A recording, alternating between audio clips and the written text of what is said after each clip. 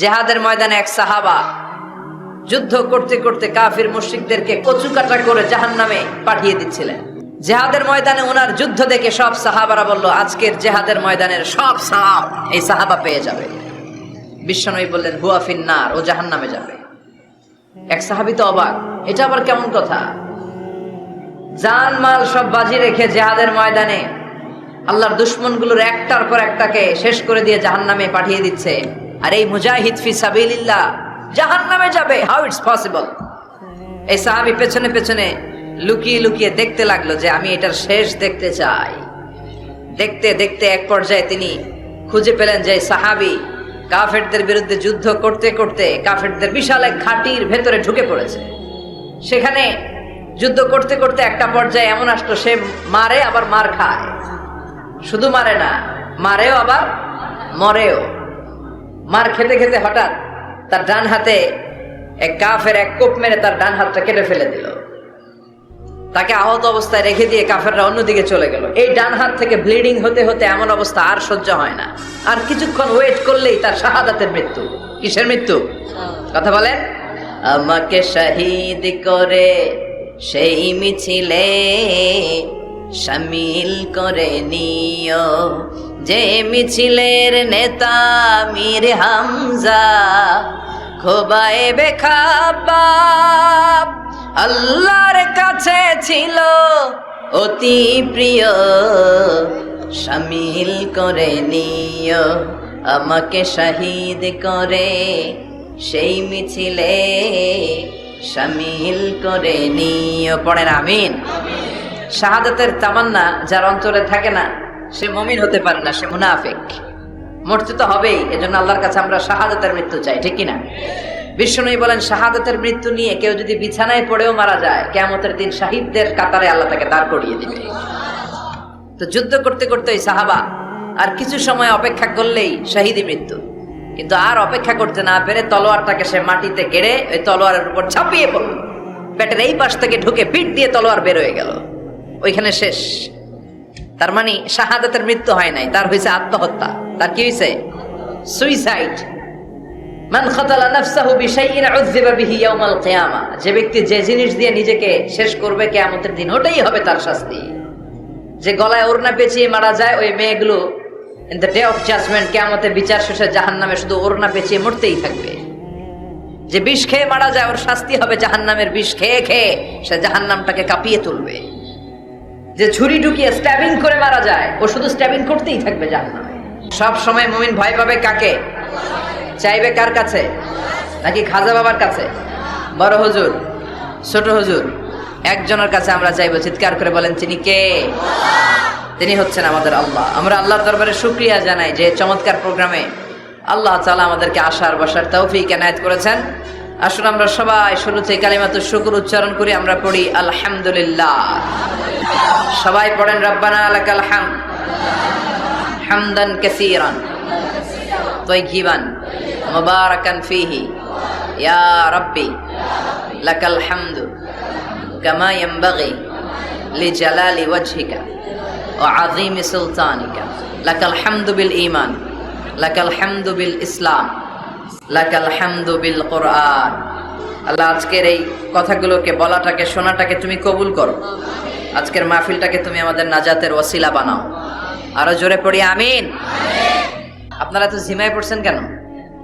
হ্যাঁ, আপনাদের আওয়াজের চেয়ে যে ট্রাক যে যায় ওটার আওয়াজ হতে বেশি। মুমিনের আওয়াজ হতে হবে ইমানের তেজে আওয়াজ, ঠিক কিনা? সবাই মিলে তিনটা তাকবীর পড়েন। লিল্লাহি তাকবীর, লিল্লাহি তাকবীর, লিল্লাহি তাকবীর। আল্লাহ আজীবন যেন তোমার নামের বরত্বের ঘোষণা দেই। আমরা সব সময় তাকবীর দেই একজনের নামে, তিনি কে? আমাদের সব স্লোগানে কার নাম থাকে? হিন্দুরা পড়ে, जो तो मिटाना चाहे जीवन का तृष्णा, सुबह शाम बोल बंदे कृष्णा कृष्णा कृष्णा। ওরা বলে কৃষ্ণা কৃষ্ণা, আমরা বলি जो तो मिटाना चाहे जीवन का जाला, সুবহে শাম বল বন্দে আল্লাহ আল্লাহ আল্লাহ, ঠিক কি না? আমাদের সব জায়গায় থাকে আল্লাহ আল্লাহ আল্লাহ। আমরা এই আল্লাহর নামে অন্তরে স্থান দিতে চাই। এই অন্তরটা এমন একটা জায়গা, বিশ্বনবী বললেন ইন্না ফিল জাসাদি মুদগা, নিশ্চয় দেহে একটা গোশতের টুকরা আছে, ইযা সলুহাত সলুহাল জাসাদু কুল্লু, দেহের এই গোশতের টুকরাটা যদি ভালো হয়ে যায় পুরো দেহটা ভালো হয়ে যায়। ওয়া ইন ফাসাদাত ফাসাদাল জাসাদু কুল্লু, দেহের এই গোশতের টুকরা যদি পচে যায়, খারাপ হয়ে যায়, পুরো দেহটা খারাপ হয়ে যায়। বিশ্বনবী বললেন আলা ওয়াহিয়াল কলব, জেনে রাখো এই গোশতের টুকরাটার নাম হচ্ছে কলব। সেটার নাম কি? এই যে বাম স্তনের 2 আঙ্গুল নিচে থাকে, এটা এই জায়গায় আল্লাহ সেট করে দিয়েছেন কলব। আলা বিযিকরিল্লাহি তাতমাইন্নুল কুলুব, কোনো কিছু দিয়ে এই কলবের প্রশান্তি আসে না শুধুমাত্র আল্লাহর জিকির ছাড়া। এজন্য কলবের মধ্যে আল্লাহর জিকির বসাতে হবে। কি বসাবেন? নাকি আয়না? অনেকে আয়না বসাতে চায়, বসায় না? কি বলে? আয়না বসায় দেমর কলবের ভিতর। না, আয়না বসাবো না, এই কলবে থাকবে সুবহানাল্লাহ, আলহামদুলিল্লাহ, লা ইলাহা ইল্লাল্লাহ, আল্লাহু আকবার। এই 4টা জিকির সবচেয়ে সেরা জিকির, খেয়াল রাখবেন। দেখেন ইসলাম মানা সহজ, আমরা আজে বাজে জায়গায় যে আজে বাজে লোকদের কথা শুনে আমরা ভুল তথ্য পেয়েছিলাম এতদিন। ইসলাম মানাটা সহজ, একেবারে নিরেট, সোজা সাপটা, গোজামিল নাই। আল্লাহর কথা আর আল্লাহ রাসূলের কথায় কোনো গোজামিল থাকে না। সুবহানাল্লাহ, আলহামদুলিল্লাহ, লা ইলাহা ইল্লাল্লাহ, আল্লাহু আকবার। পড়েন সুবহানাল্লাহ, আলহামদুলিল্লাহ, লা ইলাহা ইল্লাল্লাহ, আল্লাহু আকবার।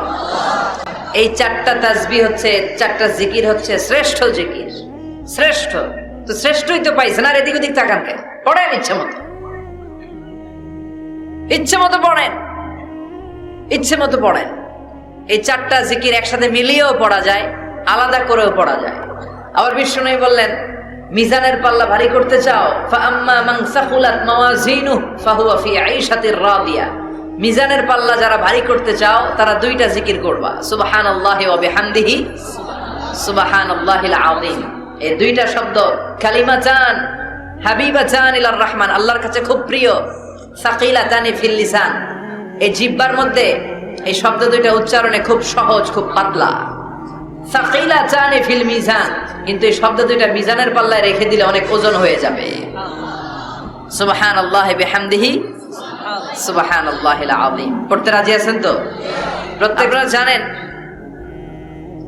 কাবা ঘরের 4টা কর্নার আছে। একটা কর্নারের নাম হচ্ছে রুকনুল হাজারিল আসওয়াদ, এটার নাম হচ্ছে ব্ল্যাক স্টোন কর্নার, যেখানে হাজরা আসওয়াদের পাথর আছে। এই পাথরটাতে চুমু দিলে জীবনের গুনাহ সব মাফ করে দেয় কে? এটা জান্নাতি পাথর। কিয়ামতের দিন এই পাথরকে আল্লাহ একটা জিহ্বা দিবে, ঠোঁট দিবে, 2টা চোখ দিবে, আর কিয়ামতের দিন আল্লাহর সামনে দাঁড়িয়ে এসে সাক্ষ্য দিবে যে আল্লাহ তোমার এই বান্দা আমারে চুমু দিয়েছিল, এ দিয়েছিল, এ দিয়েছিল, এদের সবাইকে মাফ করে দাও। তাই হাজরা আসওয়াদের কর্নার আর কাবা ঘরের যে স্বর্ণ দিয়ে খচিত দরজা, এই হাজরা আসওয়াদের কর্নার আর দরজার মাঝখানে ছোট্ট একটু জায়গা, এটারে আরবিতে বলে মুলতাসাম। আমার সাথে সাথে পড়েন, এটারে আরবিতে কি বলে? ইলতাজামা ইয়ালতাজিমু ইলতিজামান, মুলতাজিম মুলতাজাম মানে হচ্ছে যেটার সাথে লেগে থাকা হয় সব সময়। সাহাবারা এই জায়গাটার সাথে লেগে থাকতেন, পেট লাগিয়ে, গাল লাগিয়ে, চোখ লাগিয়ে, মুখ লাগিয়ে কাঁদতেন আর দোয়া করতেন। আর এই জায়গায় পেট লাগিয়ে, শরীর লাগিয়ে দোয়া করলে ওই দোয়া আল্লাহ ফিরিয়ে দেয় না। কিন্তু ওই জায়গায় দোয়া করার চান্সও এত সহজে পাওয়া যায় না, ধাক্কা ধাক্কি যুদ্ধ করতে হবে আপনাদের। তো এক মাওলানা চান্স পাইছে ওইখানে, অনেক ধাক্কা ধাক্কি করে, খাইয়া দেয়া শক্তি কইরা ধাক্কা ধাক্কি, পাকিস্তানি পাঠানি যেগুলো আছে 8-10টা পাঠান একসাথে দাঁড়ালে ওগুলার জ্বালায় কিছুই করা যায় না।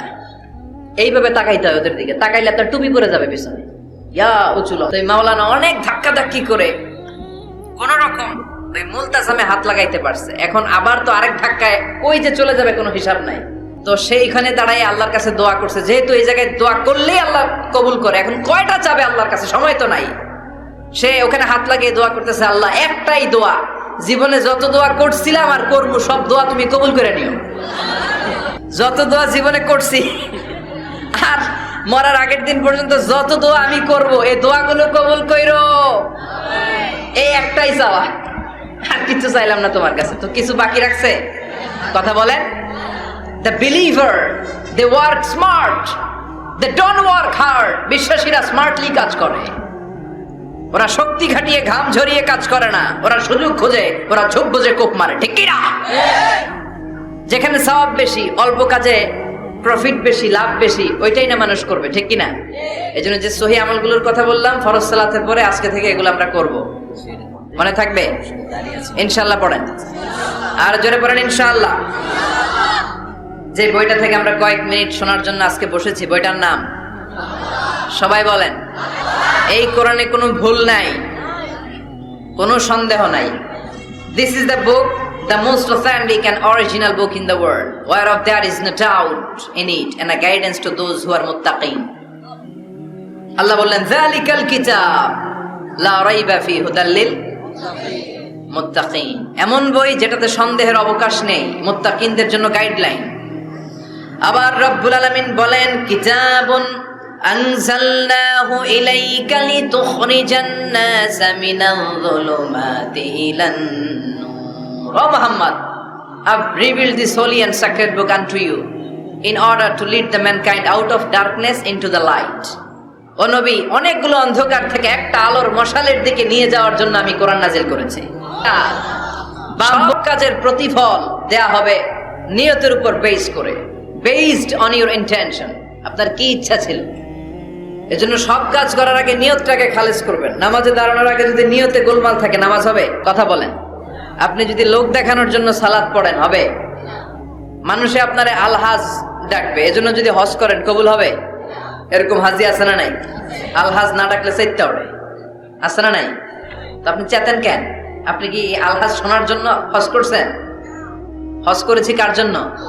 আতিমুল হাজ্জা ওয়াল উমরাতা লিল্লাহ। আল্লাহ শব্দ চুজিংটা দেখছেন? আল্লাহ রুচি দেখেছেন? লিল্লাহ, আল্লাহ যোগ করে দিয়েছে আতিমুল হাজ্জা ওয়াল উমরাতা লিল্লাহ। হজ এবং উমরা করবে শুধুমাত্র একজনকে খুশি করার জন্য, যিনি কে? এটার নাম ইখলাস। সবকিছু আল্লাহর জন্য করতে চাওয়া, এটার আরবি নাম হচ্ছে ইখলাস। আরবি নাম কি? আরে ইখলাস নামে আল্লাহ কোরআন একটা সূরায় দিয়ে দিয়েছে, সুবহানাল্লাহ। কোরআনে যত সূরা আল্লাহ দিয়েছে, প্রত্যেকটা সূরার নাম কোরআনের ওই সূরার ভেতরকার কোনো আয়াত থেকে বা শব্দ থেকে নেওয়া হয়েছে। কিন্তু এই সূরাটা, এই সূরার ভেতরকার কোনো শব্দ থেকে এটার নামকরণ হয় নাই। সূরাতুল ইখলাসের ভিতরে আল ইখলাস শব্দটা আছে, এটা একটা সূরা। আর একটা সূরা আছে যে সূরার নামকরণ ওই সূরার কোনো শব্দ থেকে নেওয়া হয় নাই, সেটা হচ্ছে সূরাতুল ফাতিহা। আল ফাতিহা শব্দটা সূরা ফাতিহা 7 আয়াতের কোথাও আছে? সূরাতুল ইখলাস আন্তরিকতার সূরা, দ্য সূরা অফ সিনসিয়ারিটি। তো এজন্য শুরুতে নিয়ত খালেজ করে নেন যে যা আজকে আমরা শুনবো আমলের নিয়তে, ইনশাআল্লাহ। পড়েন আল্লাহ তুমি কবুল করো। তবে আমি যখন বক্তৃতা করি, আমি মনে করি যে আমি ক্লাস নিচ্ছি, এবং আমাকে অনেকে মেসেজ করে যে, আমাকে আমার ফেসবুক পেজে অনেকে মেসেজ করে যে হুজুর আমি আপনার তাফসির ক্লাসের একজন ছাত্র। আমার বুকটা ভরে যায়, আমার খুব আনন্দ হয় তখন যে আমি আপনার তাফসির ক্লাসের এক ছাত্রী, আমি আপনার তাফসির ক্লাসের এক ছাত্র। তো এটা একটা ক্লাস, এজন্য আপনাদেরকে কিছু জিজ্ঞেস করলে আপনারা আওয়াজ করে উত্তর দিবেন। সূরাটার নাম হচ্ছে সূরাতুল ইখলাস। কি নাম?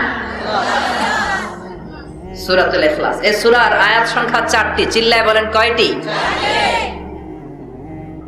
এই সূরাটা মাক্কি সূরা। কি সূরা?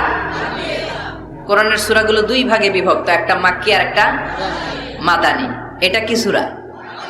সবাই বলেন। এটা কোরআনের 112তম সূরা। এই সূরায় মোট শব্দ আছে 15টা, অক্ষর আছে 47টা। আলহামদুলিল্লাহ পড়েন। সূরাটার নাম হচ্ছে সূরাতুল ইখলাস। সূরাতুল ইখলাসে শুধু এই সূরার নাম নয়, আরো অনেকগুলো নাম পাওয়া যায় এই সূরার। তন্মধ্যে একটি নাম হচ্ছে সূরাতুত তাওহীদ। সূরাতুল ইখলাসের অপর আরেকটি নাম হচ্ছে সূরাতুত তাওহীদেরই মুর্শিদ আমার মুহাম্মাদের নাম বলো, মুহাম্মাদের নাম। আল্লাহর নাম জপলে বুঝতে পারি আল্লাহরই কালাম বলো, মুহাম্মাদের নাম। ওই নামেরই রশি ধরে যাই আল্লাহর পথে, ওই নামেরই ভেলায় চড়ে ভাসি নূরের স্রোতে, ওই নামের বাতি জেলে দেখি আরশের মুকাম, বলো মুহাম্মাদের নাম। পড়েন তাওহীদেরই মুর্শিদ আমার, মুহাম্মাদের নাম বলো, মুহাম্মাদের নাম। আল্লাহর নাম জপলে বুঝতে পারি আল্লাহরই কালাম, বলো মুহাম্মাদের নাম। সুবহানাল্লাহ পড়েন। এই সূরার একটা নাম হলো সূরাতুত তাওহীদ। কি নাম? সবাই বলেন। সূরাতুত তাওহীদ। কি নাম? তাওহীদের সূরা। তাওহীদ মানে একত্ববাদ, oneness of God, oneness of creator. আমাদের স্রষ্টা যে একজন, সেটাকে আরবিতে বলে তাওহীদ। আমরা এক আল্লাহ কেন্দ্রিক সব কাজ করি। আমরা নামাজের সময় ডাকি কারে? আজানের সময়, একামতে, জবাই, কুরবানি, স্লোগান, সবকিছুতে কার নাম? এটার বলে তাওহীদ। আর এই তাওহীদের বিপরীত হচ্ছে শিরক। আল্লাহ ছাড়া অন্য কারো কাছে হাত পাতা। আল্লাহর সামনে মসজিদে যে মাথা না নুয়ে মাজারে যে মাথা নত করে বাবার কাছে চাওয়া, আছে না নাই? দয়াল বাবা রে দয়া করো আমারে, দয়াল খাজা রে দয়া করো আমারে, আছে না নাই?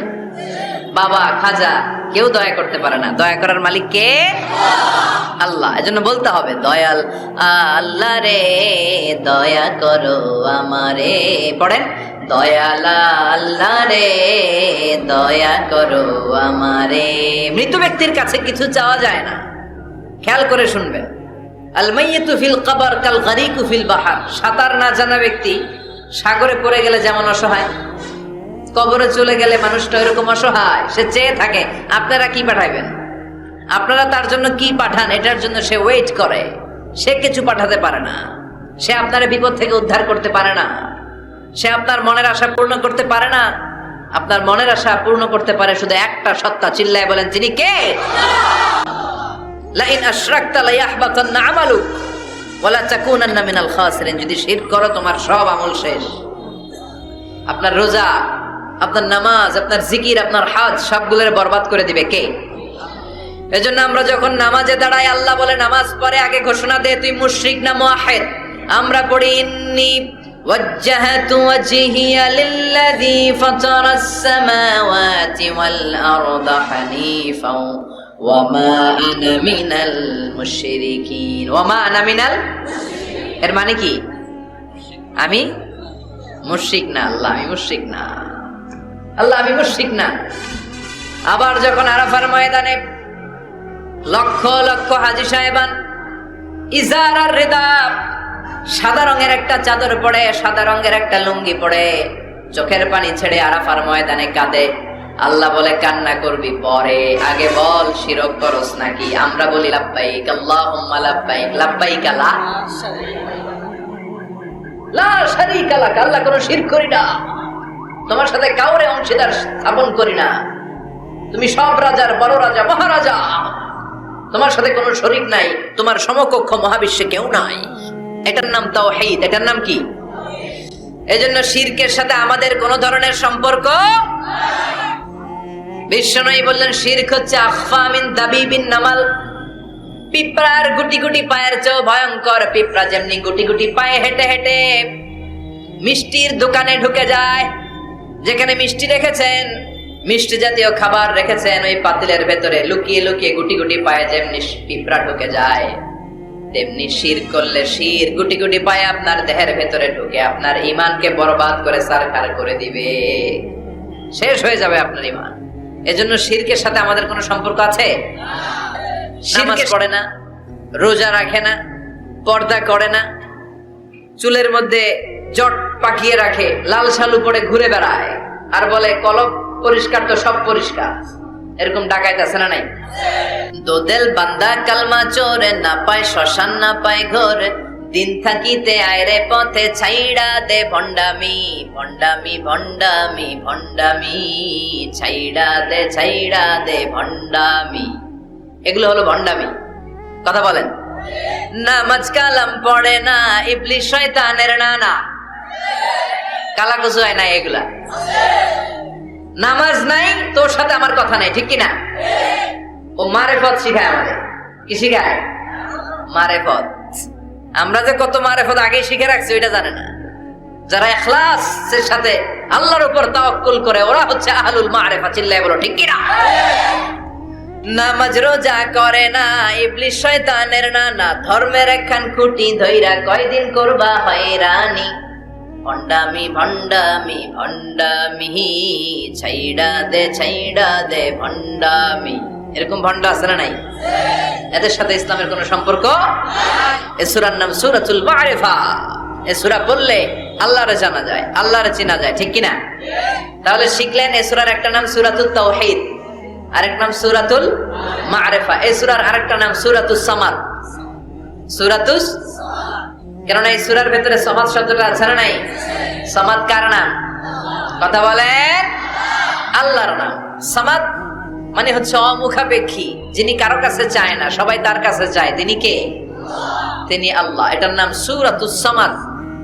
সামাদ মানে অমুখাপেক্ষী। সামাদের বিপরীত শব্দ হচ্ছে সানাম। সামাদের বিপরীত কি? সানাম মানে মূর্তি। সানাম মানে মূর্তি। জাহেলি যুগে বিশ্বনবীর কাছে যখন সর্বপ্রথম তাওহীদের দাওয়াত আসলো, ওই সময় একটা লোক মূর্তির পূজা করত। মূর্তিটারে খুব দেখভাল করত, যত্ন করত, আদর সোহাগ করত। আর রাত্রিবেলা এটার সামনে মিষ্টি দই হালুয়া চিরা রাইখা কেঁদে কেঁদে মনের জ্বালার কথা মূর্তির কাছে কইত। সে ভাবতো এটাই আমার বড় খোদা। সে কি ভাবতো? এটাই আমার, এটারে বললেই এটাই আমার বিপদ থেকে মুক্তি দিবে, আমাকে পরিত্রাণ দিবে, আমাকে সেভ করবে এটা। এভাবে সে আল্লাহকে বাদ দিয়ে মূর্তির ইবাদত করত, মূর্তিকে খুব যত্ন করত। একদিন কোন এক কাজে মূর্তিটাকে রেখে সে ঘরের বাইরে গেল, এক পাশে গেল। কাজ শেষে এসে দেখে তার এই মূর্তির গায়ে পানি। মূর্তিটাকে দেখতে মনে হচ্ছে যে কে যেন গোসল করায় গেছে, পানি। তো সে ভাবলো যেহেতু আমার খোদার গায়ে পানি, এটা নিশ্চয়ই ভালো পানি হবে। He thought it is the water of mercy and blessings. সে ভাবলো it could be the water of rahma. এটা মনে হয় রহমতের পানি হবে, যেহেতু খোদার গায়ে পানি। তো রহমতের গায়ে পানি শুকিয়ে যাওয়ার আগে খেয়ে ফেলি, তাহলে সব রহমত ঢুকবে কই? পেটে। When he thought it is the water of rahma, water of mercy and blessings, he started to suck it with his tongue. সে জিহ্বা দিয়ে চাটতে শুরু করছে, চেটে চেটে সব রহমত নিয়ে নিচ্ছে পেটে। When he started to suck it, he found the taste is little bit bitter. The taste is weird. জিহ্বা দিয়ে যখন চাটতে শুরু করছে তখন সে পেল যে এটার স্বাদটা কেমন যেন কটা কটা লাগে, লবণাক্ত, একটু টক টক, হাজমুলার মতো লাগে। কিসের মতো? কিরে এরকম লাগে কেন? If it is the water of mercy, it should be sweeter. এটা যদি রহমতের পানি হয় এটা সুইট হবে, মিষ্টি হবে। এটা টক লাগে কেন? কটা লাগে কেন? ঘটনা কি? খুঁজতে লাগলো ডানে বায়ে। খুঁজতে খুঁজতে দেখে ঘরের পাশেই দুইটা খ্যাকশিয়া। অনেকে এই বর্ণনাটা দিতে যে কুকুরের কথা বলে, কিন্তু হাদিসে এসেছে খ্যাকশিয়া, সালাবান, দুইটা খ্যাকশিয়া। দেখতো যে একটা খ্যাকশিয়াল এখনো পা উঁচু করে রাখছে, মাঝখান থেকে রহমতের পানি এখনো কিছু পড়ছে। Just dropping the water of রাহমা, এখনো পড়তেছে টপ টপ। বোঝা যায় না? বোঝা যায়। টনক নড়েছে তার, তার ঘুমন্ত বিবেক এবার জেগেছে। এবার সে চিন্তা করলো, হায় হায়, এতক্ষণ ভাবছি রহমতের পানি, এখন দেখি কুত্তার মুত, এখন দেখি খ্যাকশিয়ালের পেশাব।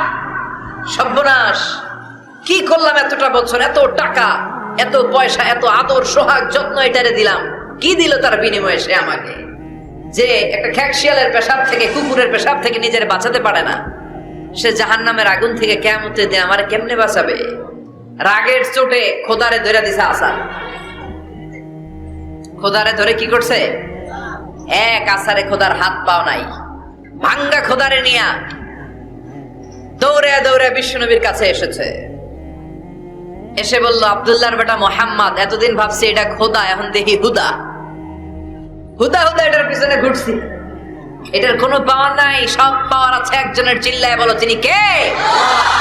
ঝিনুকের ভেতর লুকিয়ে থাকে যেমন মতি, ঝিনুকের ভেতর লুকিয়ে থাকে যেমন মতি, কালমা শাহাদাতে আছে আল্লাহর জ্যোতি, কালমা শাহাদাতে আছে আল্লাহর জ্যোতি। পড়েন পড়েন। ঝিনুকের ভেতর লুকিয়ে থাকে যেমন মতি, ঝিনুকের ভেতর লুকিয়ে থাকে যেমন মতি, কালমা শাহাদাতে আছে আল্লাহর জ্যোতি, কালমা শাহাদাতে আছে আল্লাহর জ্যোতি।